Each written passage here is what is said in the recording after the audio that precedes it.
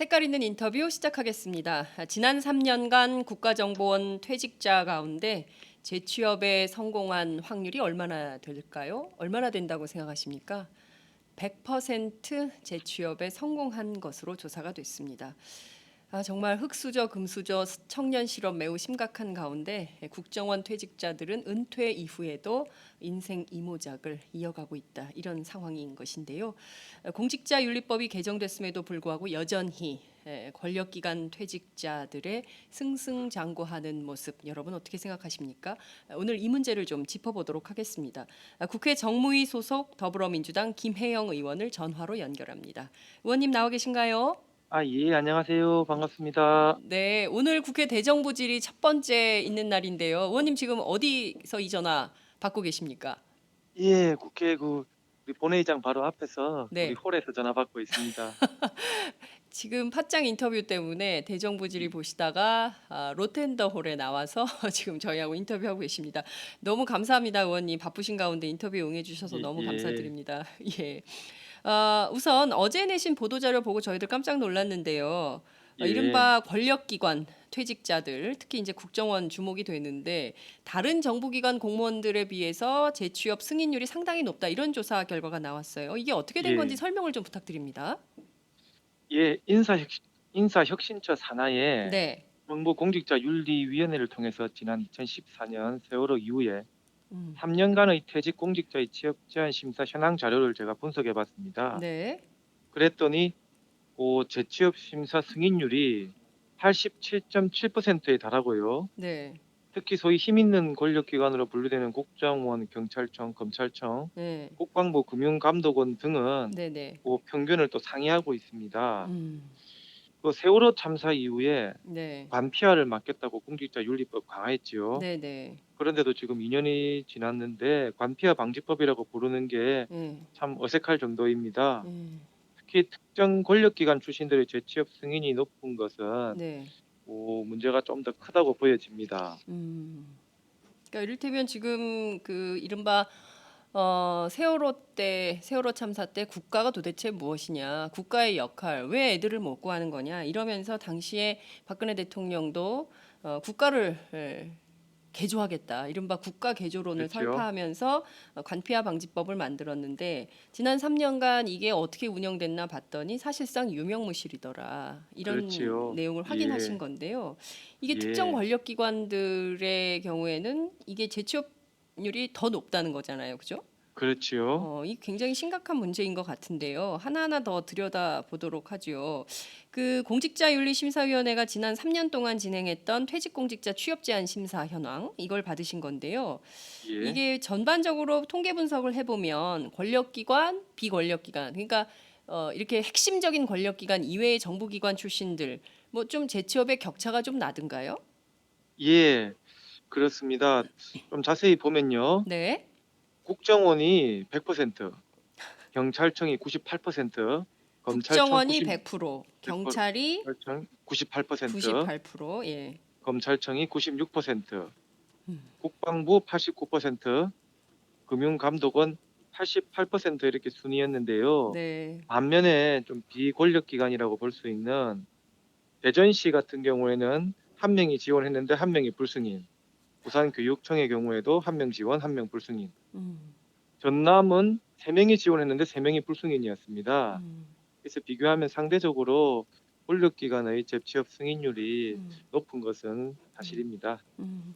국정원은 100%, 예, 대전시는 한 명을 재취업 승인 요구를 했는데 그마저도 불승인. 예, 대전, 부산교육청, 전남, 전남도 예. 이런 데는 다 불승인. 불승인의 이유는 뭐예요? 불승인은 아무래도 이제 업무 관련성이 있다, 문제 그런 내용이지요. 예, 그렇군요. 자, 예, 그러면 앞서 말씀해 주신 대로 100%인 국정원, 그리고 98%인 경찰, 또 96%인 검찰 등 이 빅5라고 저희가 해도 될까요? 권력기관 빅5? 예, 음, 나타난 자료에 의하면은 그렇게 네네. 순서대로 그렇게 5개 기관이 음, 재취업 승인율이 높은 것은 사실입니다. 네. 자, 그러면 이분들이 재취업을 할 때 이게 뭐 업무 예. 유관성이 없는 대로 다 가는 거는 확실한 겁니까? 아무래도 대부분의 업무 관련성이 네. 없다고 보기는 좀 힘들 것 같아요. 음. 예. 어느 그렇군요. 정도의 업무 음. 관련성은 네. 예, 있다고 보여집니다. 업무 관련성이 있는데도 100% 취업 허가를 하는 그 공직자윤리위원회 이거에 이 실효성이 있다 이렇게 볼 수 있을까요? 이 점은 좀 어떻게 보십니까?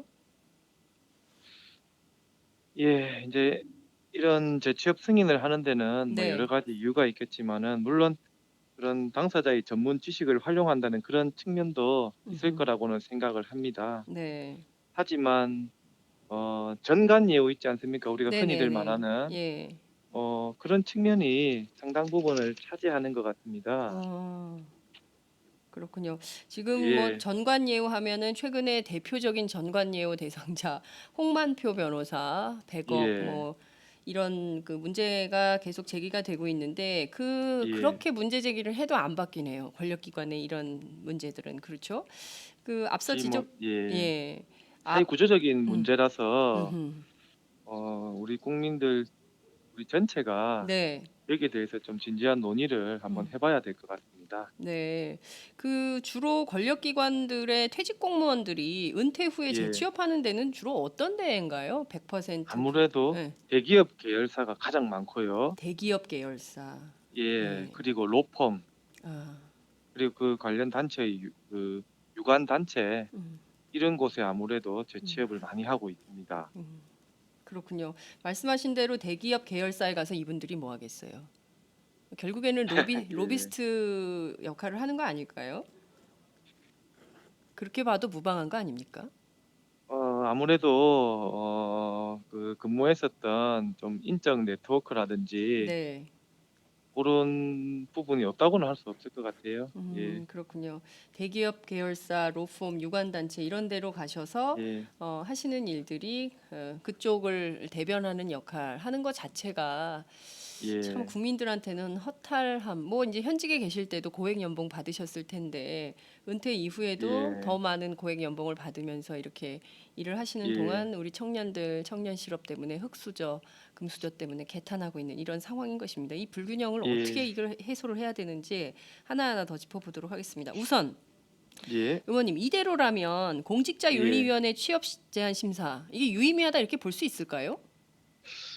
예. 지금 현행 공직자윤리법 17조 1항 단서에서 네. 업무 관련성이 있어도 음흠. 공직자윤리위원회가 승인할 경우에는 취업을 가능하게 하는 예외 조항이 있습니다. 아, 그런데 이제 이 단서 조항을 봤을 때요. 네. 어느 정도의 이제 예외 인정이 물론 필요할 수 있겠지만은 음, 그렇다 하더라도 지금의 뭐 취업 승인 비율은 네. 너무 높은 것 같아요. 일반 음, 국민적 기준에서 봤을 때 네. 예, 너무 높은 것이 사실입니다. 어, 말씀하신 대로 이게 이 조항이 좀 문제가 될 수 있을 것 같은데요. 그러면 예, 이 문제적 조항에 대해서 이제 존폐 여부를 좀 국회 차원에서 의논을 해봐야 될 것 같긴 하는데 우선 예, 애시당초 이 공직자윤리법 제 17조 퇴직 공직자의 취업 제한 규정 이것은 어떤 예. 취지였다고 저희가 이해하면 좋을까요? 말씀하신 대로 이런 민관 유착이라든지 네, 연간 예우 뭐 이런 문제들이 워낙 사회에 횡행하다 보니까 네, 이런 법으로서 음흠, 그런 재취업을 네, 이제 금지를 강제한 것인데요. 네, 여기 대해서는 직업 선택의 자유 침해를 어, 이유로 헌법 소원도 제기되고 했습니다. 아, 하지만 헌재에서도 예, 그런 직업 선택 자유의 침해보다는 오히려 이런 민간 유착 근절이라든지 정관예우 방지라는 음, 그런 공익적인 측면이 더 크다고 판단해서 네, 예, 그렇게 판단을 했고요. 음흠, 그리고 최근에 네, 그 세월호 사태 이후에 네, 2년에서 3년으로 그 취업 제한 기간을 연장했습니다. 아, 그리고 2급 이상 고위직에 대한 업무 관련성 판단 기준도 네, 소속했던 부서의 업무에서 음, 소속했던 기관의 업무로 확대를 하는 등 네, 점점 공직자윤리법을 그 우리 취업 제한 엄격하게 조금 더 네, 엄격하게 하고 있는 추세입니다. 음, 그럼에도 불구하고 지금 세월호 참사 이후에 오히려 취업 승인이 늘어났다는 것은 음. 문제성이 확실히 있는 것이 아닌가 그렇게 생각됩니다. 네. 지금 이게 이제 자료로 다 이제 입증이 된 것인 거기 예. 때문에 이 문제에 대해서는 뭔가 새로운 대안 대책이 좀 필요할 것 같은데요. 예. 국회 안에서 이 문제를 좀 바로잡기 위한 시정하기 위한 특별한 제안이나 조처 어떤 예. 것들을 좀 준비하고 계십니까?